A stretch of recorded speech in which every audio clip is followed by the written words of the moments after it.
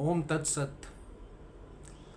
आज हम बहुत इम्पोर्टेंट पहलू पे बात करेंगे जिसने हर घर को परेशान कर रखा है और बड़े लेवल पे तबाही मचा रखी है और ह्यूमैनिटी को उसने स्लेव बना रखा है। तो आज हम बात करेंगे ड्रग एडिक्शन पे, ड्रग सब्सटेंस यूज के ऊपर। आज आप देखते हैं कि चाहे आप पूरे देश में जाएं या इंटरनेशनली जाएं, it has become a house hold problem कि हर घर घर के अंदर नशा है। कहीं पे टोबैको का नशा है, कहीं पे सिगरेट का नशा है, कहीं पे ड्रिंक्स का नशा है। उसके साथ में ये जो ड्रग का यूसेज हो रहा है, इसके अंदर अब और ख़तरनाक होते हुए, जैसे हम लोगों ने अपने काफ़ी समागम्स करे और देखा कि भाई सिंथेटिक ड्रग्स का भी यूज़ काफ़ी बढ़ गया है। तो ये जो ड्रग्स है, ये ड्रग्स का एक तो कोई एज नहीं, यंगस्टर्स भी ले रहे हैं, उसके बाद जो अपनी एज ग्रुप के लोग हैं वो भी ले रहे हैं, मेल्स भी ले रहे हैं, फीमेल्स भी ले रहे हैं, कॉलेज गोइंग स्टूडेंट्स लेते हैं, कई लोग ऐसे हैं which belong to good families वो लेते हैं, और कुछ ऐसे लोग हैं जो मिडिल क्लास फैमिलीज़ में भी लेते हैं। तो चाहे वो बंदा किसी स्लम या क्लस्टर में ले रहा हो वहाँ पर सेवन, मिडिल क्लास हो उसमें सेवन, उसके साथ में अगर हाई क्लास है तो उसके अंदर भी ड्रग का यूसेज बढ़ता जा रहा है। तो सवाल ये है कि भाई ये जो ड्रग का यूसेज है वो क्यों बढ़ता जा रहा है। बड़ी सारी जगहों पे तो हमने जब बातचीत करी ये देखा कि भाई हार्डली 0.0001% टू फील हाई और to feel a kick reason है ड्रग यूज़ का। बट बाकी जो जगहों पे हम लोगों ने डिस्कशंस करी और देखा कि why the people have become slave to this drug abuse and substance use. तो इसके पीछे निकल के आया कि इसके पीछे बहुत बड़ा कारण है कि जो हमारे आसपास माहौल है, जो हमारे आसपास सिचुएशंस हैं, जिन रिलेशनशिप्स में हम लोग रहते हैं, यहाँ कुछ हम हासिल करना चाहते हैं, इन सब में जब वो चीज़ हमारे हिसाब से या the way we wanted it to be it doesn't happen, so to run away. सबसे बिल्कुल जी इम्पॉर्टेंट चीज़ जो कंक्लूजन में निकल के आई कि मजॉरिटी ऑफ 90% केसेस में इंसान जो ये ड्रग्स का सेवन करता है वो किसी चीज़ से भागने के लिए करता है।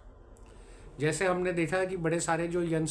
एजर्स थे, तो हम लोगों ने जब इस तरीके से ड्रग अवेयरनेस के लिए कैंप्स लगाए, काउंसलिंग करी, संगत से मिले, बातचीत करी, तो हमने देखा कि बड़े सारे ऐसे बच्चे हैं जो आज सिर्फ अपने पेरेंट्स की एक्सपेक्टेशन से, कि उनके पेरेंट्स की उनके एक्सपेक्टेशंस थी कि वो इस कॉलेज में पढ़ें, ये कोर्स करें, इतने नंबर लाएं, अच्छा एकेडमिकली परफॉर्म करें, बट क्योंकि वो बच्चे किसी भी वजह से वो नहीं कर पाते, तो उसके अंदर फिर as a medium to avoid confrontation, यानी इन सबसे बचने के लिए वो ड्रग्स की लत में लग जाते हैं। दूसरा हम लोगों ने देखा कि अपने प्रोफेशनल करियर के अंदर अचीवमेंट्स को लेकर भी एक रीज़न है कि ड्रग का यूज़ हो जाता है। कई लोग सोचते हैं कि वो बहुत हार्डवर्क डालते हैं, एफर्ट्स डालते हैं, बट उनको अपने कलीग से या उनको अपने सीनियर से या उनको अपने सबॉर्डिनेट से उस तरीके का रिस्पेक्ट और अकम्पलिशमेंट नहीं मिलती कि उनको जो वो डिज़र्व करते हैं। बट सवाल ये है, इस सिचुएशन के अंदर ये वर्क या प्रेशर नहीं है, बट डिजेक्शन है कि मैंने कुछ करा और उस लेवल पे मेरी अप्रिसिएशन नहीं हुई, या जो मैं डिज़र्व करता हूँ आज मुझे वो तरक्की नहीं मिली, प्रमोशन नहीं मिली, पर्क नहीं मिला, सैलरी पैकेज नहीं मिला। तो ये एक कारण है। फिर जब इसको हम पर्सनल फ्रंट पे लेते आते हैं और रिलेशनशिप्स के अंदर देखते हैं, तो फिर हम देखते हैं कि चाहे वो रिलेशनशिप हमारे हस्बैंड वाइफ के बीच में हो, मैं इसमें बताना चाहूँगा कि जो ड्रग अब्यूज़ और सब्सटेंस है, इसका जैसे मैंने बताया आज की डेट पे उम्र से कोई लेना देना नहीं। यंगस्टर्स भी कर रहे हैं, मिडिल एज भी कर रहे हैं, जो 50-60 पार कर चुके हैं वो भी करते हैं। इसी तरीके से इसका कोई जेंडर से भी लेना देना नहीं, मेल हो या फीमेल हो, उनके अंदर over a period of time dependence on drugs have increased. तो अब ये सवाल है कि भाई इस तरीके का क्या कारण है। तो इसके पीछे जो कारण निकल के आया वो एक आया डिजेक्शन अपने पार्टनर से, दूसरा निकल के आया फैमिली का प्रेशर मैनेज करने के लिए चीज़ों को, और तीसरा लेके आया एक्सपेक्टेशंस कि हमें दूसरा नहीं समझ रहा। तो इन वाले केसेस के अंदर भी, चाहे वो अब हस्बैंड वाइफ का केस हो, या बच्चों के साथ पेरेंट्स की डीलिंग हो, या उसके साथ में आपस में जो भी हमारे लिए रिलेशंस इंपॉर्टेंट रखते हैं, फ्रेंड्स के, फैमिली मेम्बर्स के, वो सब हो, उसके अंदर भी देखना चाहिए रिलेशनशिप्स के अंदर जो डिज़ायर्ड होनी चाहिए थी वैसा रिजल्ट नहीं आ रहा, फ्रिक्शन पैदा हो रही है, स्ट्रेस पैदा हो रहा है। इन चीज़ों की वजह से भी बड़े सारे लोग इनसे निकलने के लिए सहारा ढूंढ लेते हैं ड्रग्स का। तीसरा वाला जो पार्ट हमने देखा कि हम लोग मटेरियलिस्टिक अकम्पलिशमेंट्स या अचीवमेंट्स को लेकर, तो जैसे मैंने बताया कि एक्सपेक्टेशन और हमारी ये थी कि हम आगे चल के कोई बड़ा घर लें, या हम कोई बड़ी प्रॉपर्टी लें, या छोटा ऑफिस है बड़ा ऑफिस बनाएं, या हम लोग इस तरीके की कोई कार लें, या हम लोग कोई इस तरीके की ज्वेलरी लें। तो जहाँ पे भी हमारे को लगता था कि कुछ चीज़ को मैं परचेज़ कर लूँ, यानी मेरे पोजेशन में हो, तो उसके आने से मेरी हैप्पीनेस आएगी। बट वो हैप्पीनेस तो नहीं, आज वो मेरे पास नहीं है, तो उसको ना पाने की वजह से डेस्परेशन के अंदर, डिजेक्शन के अंदर वो डिले हो गया। उसकी वजह से बहुत बड़ा कारण है कि मैं आज उस चीज़ से निकलने के लिए भी ड्रग यूज़ में आ जाता हूँ। तो जहाँ पर एक तरफ हम इसको सोसाइटी के ऊपर डालते हैं कि भाई उसकी कंपनी बुरी होगी और 10 लोगों के साथ होएगा जो लोग ड्रग्स लेते होंगे, हमारा तो उससे कोई लेना देना नहीं, हमारे तो घर में कोई फैमिली नहीं करता है। हम ये भूल जाते हैं कि वो जो फैमिली मेम्बर है उसके ऊपर जो बाकी फैमिली मेम्बर्स के साथ उसका रिलेशन रहता है और जिस तरीके का उनका बिहेवियर रहता है, उस बिहेवियर की वजह से भी he can lead to usage of drugs. तो जो भी ये कारण फिर निकल के आ रहे हैं, इन सब के अंदर बहुत इंपॉर्टेंट है, एक हम अपने रिलेशंस को देखें, दूसरा हम रियलिस्टिक हों। बच्चों को लेके स्पेशली यंग एज के अंदर उनको डिजेक्शन करना, डिस्करेज करना, और अगर वो कुछ नहीं अकम्प्लिश कर पा रहे, क्योंकि हर बंदा एक जैसा नहीं है, दो सिबलिंग्स भी आपस में एक जैसे नहीं होते, उसके बावजूद भी अगर हम लोग उनको डिस्करेज करते रहेंगे तो कहीं ना कहीं he will fall prey to all this drugs and substances, कि वो एक रास्ता निकाले इससे आगे बढ़ने का। तो जहाँ पर एक तरफ ऑब्वियसली गवर्नमेंट काम कर रही हैं, सोशल ऑर्गेनाइजेशंस काम कर रही हैं कि अवेयरनेस हो, उसके साथ में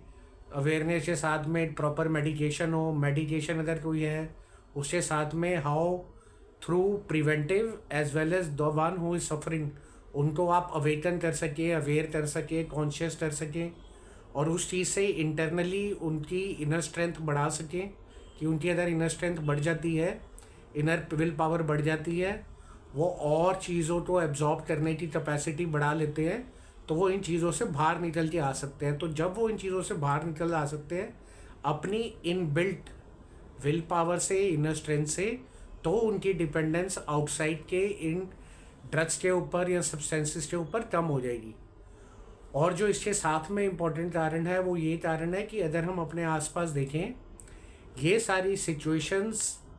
बियॉन्ड आर कंट्रोल है। तो जब वो बियॉन्ड आर कंट्रोल है और जिस तरीके से हम चाहते हैं वो उस तरीके से नहीं आगे बढ़ती, तो उसका नेगेटिव असर हमारे ऊपर आता है। तो अगर हम आज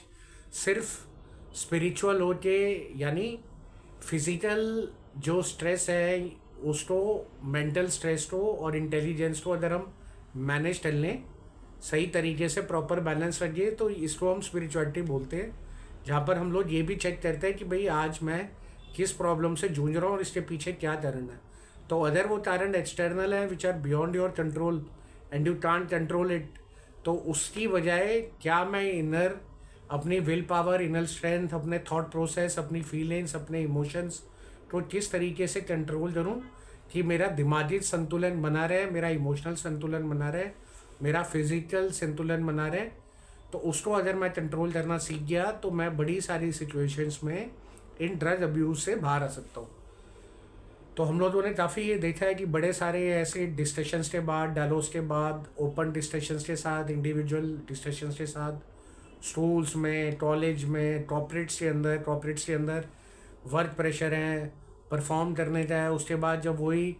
दोनों हस्बैंड वाइफ आज की डेट पे काम करते हैं तो वो यहाँ से प्रेशर लेके घर जाते हैं, घर जाने के बाद फैमिलीज़ को देखना, उसका प्रेशर, उनकी उम्मीदों पे पूरा खरे उतरना, उसका प्रेशर। तो ये जो सारी सिचुएशन वर्क प्लेस की, पर्सनल लाइफ की बनी हुई है, और जो हमारे अंदर फिजिकली हम बाहर से नहीं देख पाते, अंदर इंटरनली हमारे अंदर प्रेशर क्रिएट करती है, वो प्रेशर को रिलीज करने के लिए हम कोई ना कोई इस तरीके से ड्रग अब्यूज़ और सब्सटेंस यूज़ के अंदर चले जाते हैं। तो अगर इंटरनल प्रेशर रिलीज करना है, एक्सटर्नल फोर्सेस आपके हाथ में नहीं है, तो इंटरनली आपको वर्क करना पड़ेगा। तो जितना ज़्यादा आप इंटरनली और अपने आप के ऊपर वर्क करेंगे थ्रू स्पिरिचुअलिटी, थ्रू विजडम, और अपने आप को शांत रखेंगे और अपने आप को इन चीज़ों से धीरे धीरे धीरे करके इम्यून करेंगे, उतना ही जल्द आप इन जो ड्रग्स के यूज़ है इससे बाहर आ सकते हैं। आप ये याद रखिए कि जो इंसान ड्रग लेता है, नॉट ओनली वो सफ़र करता है, बट उसके आसपास जो उसकी फैमिली है या अदर प्रोफेशनल लाइफ में उसके कलीग्स हैं, सब सफ़र करते हैं। और एक नेगेटिविटी जो हमारे थ्रू, हमारे वाइब से, हमारे एक्शन से जाती हैं, उसका असर उनके ऊपर और नेगेटिव बनता है, और वो रिलेशंस और वो सिचुएशन और वीक होती जाती है और नेगेटिव होती जाती है। तो अगर सिचुएशन और नेगेटिव होती जाएगी हमारे एक्शन से और इस ड्रग के यूज़ से, जिसका after a period of time असर ख़त्म हो जाता है, तो हर बार ड्रग लेने के बाद अगली बार इम्पैक्ट मेरे पे ज़्यादा पड़ेगा और मुझे और क्वांटिटी ड्रग की लेनी पड़ेगी। तो बड़ी बार आप देखते होंगे कि over a period of time अगर एक बंदा कोई पर्टिकुलर क्वांटिटी ड्रिंक कर रहा है, वो ड्रिंक की क्वांटिटी से उसके ऊपर असर होना ख़त्म हो जाता है and he increases the consumption. तो स्मोकिंग करते थे पहले 4 सिगरेट पीते थे, अब 8 पीते हैं। तो 4 या 8 का मतलब ये नहीं है कि मेरा स्ट्रेस लेवल बढ़ गया है या मेरे अंदर एनजाइटी बढ़ गई है या कुछ हो गया है। इसका मेन रीज़न ये है कि अब मेरी बॉडी और मेरा माइंड हर तरीके से उस पर्टिकुलर लेवल जो मैं पहले कंज्यूम करता था इतना स्टेबल हो गया है कि नाउ टू इवन फील कि हाँ मैं इसको लेकर रिवाइव हो सकता हूँ, ये स्ट्रेस को रिलीज कर सकता हूँ, तो उसका यूसेज बढ़ जाता है। तो बॉडी भी नॉर्मल होती है और मेंटली भी हमारा हो जाता है। तो ये बहुत इंपॉर्टेंट है कि हम इनर पीस पे ध्यान दें, किस तरीके से अपने इंटरनली हम लोग वर्कआउट करें कि हमारे थॉट प्रोसेस पॉजिटिव रहें। ये जो नेगेटिविटी हमारे अंदर आती है, इस नेगेटिविटी को दूर करने के लिए is there any way else which is available, जिससे हम ड्रग को छोड़कर can be at peace, at harmony and happiness. तो अगर ये सवालों के जवाब हम जानें तो हम, हमारा परिवार और हमारा समाज और हमारा work place will become a better place, और धीरे धीरे धीरे धीरे करते हुए हम इन ड्रग्स के यूसेज से बाहर आ सकते हैं। बड़ी सारी जगहों पे हम लोगों ने देखा है कि अगर सिर्फ और सिर्फ मेडिकल ट्रीटमेंट दें तो उसके बाद भी आगे चल के वो दोबारा से ड्रग्स लेना शुरू कर देते हैं, क्योंकि वो जो एक्सटर्नल फैक्टर्स हैं जो उसको इंटरनली पिंच कर रहे हैं या फेड कर रहे हैं या हर्ट कर रहे हैं, अलग अलग सिचुएशंस में, अलग अलग रिलेशनशिप्स में, अलग अलग डिजेक्शन पे वो कई बार बढ़ के उसको इम्पैक्ट करती है। तो जब उसका इम्पैक्ट हम नहीं रोक सकते, क्योंकि all these are outside beyond our control, but internally अगर मैं आज अपने आप को अच्छी तरीके से तैयार कर लूँ और स्टेबल हो जाऊँ, तो अगर मैं आज स्टेबल हो जाता हूँ तो मैं इसको बड़े अच्छे तरीके से हैंडल कर सकता हूँ। और कम से कम अगर आज कोई चीज़ मेरे ऊपर नेगेटिव असर लाती है या कुछ ऐसी है जो मुझे हर्ट करती है, तो the more I am at inner peace and the more I am at inner strength, उसका इम्पैक्ट कम होगा। उसकी वजह से मेरी dependence to go on drugs कम होगी। तो आज के लिए इतना ही। ओम तत्सत।